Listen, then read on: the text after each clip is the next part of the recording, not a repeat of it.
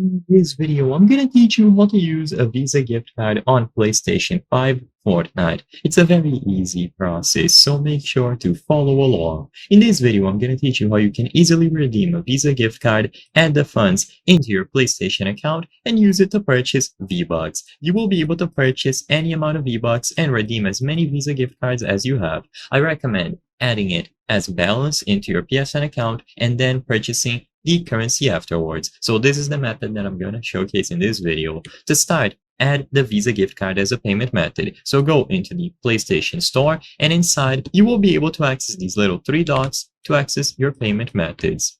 In here, choose payment methods, and you will see all of the payment methods currently attributed into your account. To add a gift card, just choose the option in the middle, credit/debit card. This is going to work for most standard Visa gift cards. So when you choose this option here, you will be able to input all of the necessary details. So there are four main details that you have to enter: the full credit or debit card number, the expiry date that you can find on the card, the security code, and finally the cardholder's name, which can be your name or anyone else's. Just make sure to include a valid full name over here.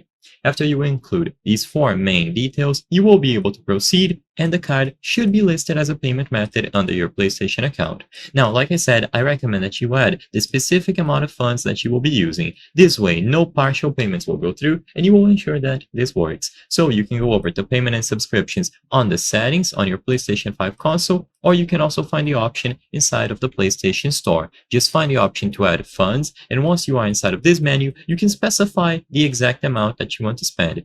If you aren't sure, then you can just input the maximum amount available on your Visa gift card. And as long as you input the amount here that you will be using, you will be able to receive it as funds on your PSN account.